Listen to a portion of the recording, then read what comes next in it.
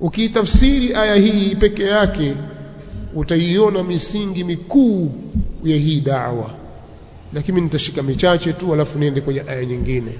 Inatuonyesha aya hii kwamba da'wa ya Mtume sallallahu alayhi wasallam ni mabniyatun ala alwuduh, ni da'wa iliyojengwa juu ya msingi wa uwazi, uwazi ambao unampelekea mtu afahamu kila kitu kinachofungamana na yale yaliyo wajibu juu yake kumfanyia Allah subhanahu wa ta'ala, na ile haki ya Allah kwake yeye, yale ambayo wewe watakiwa umtekelezee Allah na malipo utakayoyapata kutoka kwa Allah kwa hayo uliyoyafanya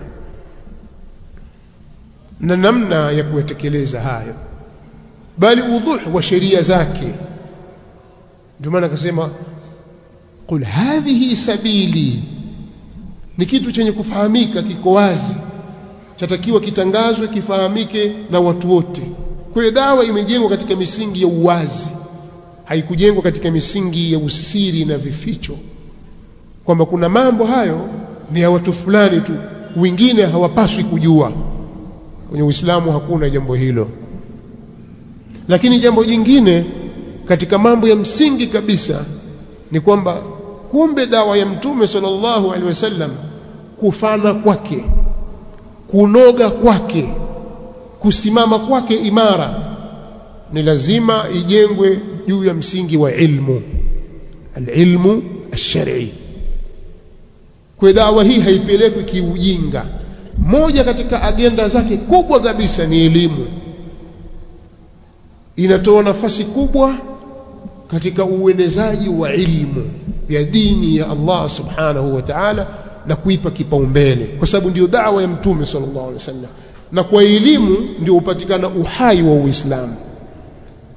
Na mahali patapimwa kwamba watu Uislamu umeendelea au Uislamu umerudi nyuma, Uislamu uko hai au Uislamu umekufa, kwa elimu na ujinga. Ikiwa jamii hiyo imegubikwa na ujinga, hata kama ikiwa wanaonekana wako wengi, wana vipato, wana hiki, wana kile, lakini ujinga ndio umewafunika, hapo Uislamu umekufa. Na mahali ambapo elimu imetawala, basi hapo Uislamu uko hai. Kwa hiyo miongoni mwa misingi imara ya da'wa ya Mtume sallallahu alaihi wasallam ni kupatilizwa ilmu, nashru alilmi, alilmu as-sahih, alilmu an-nafi'.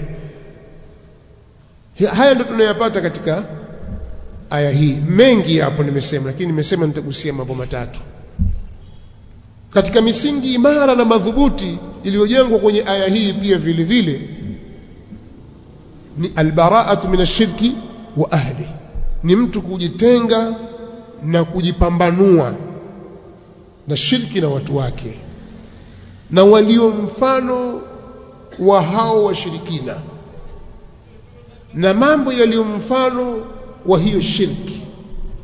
Miongoni mwa yaliyo mfano na shirki ni albid'a, miongoni mwa yaliyo mfano wa shirki ni alfisq walfujur, maasi na watu wake. Kwa hiyo ili dawa isimame sawa sawa, lazima msingi huu upatilizwe.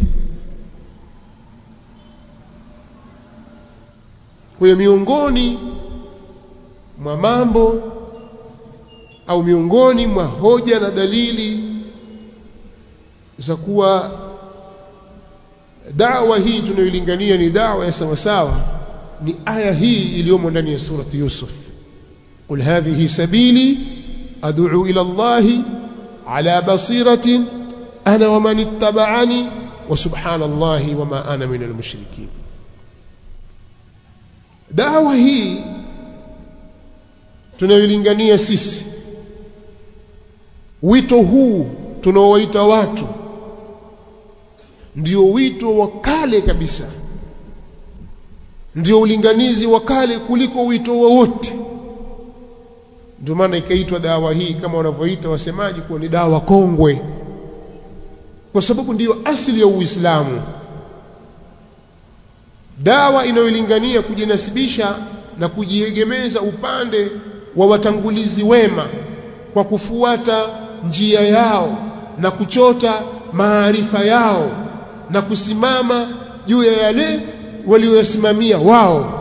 Dawa hii ni dawa kongwe, lakini pia ni dawa iliyobarikiwa, kwa sababu Qur'ani imehimiza watu wapite kwenye dawa hiyo.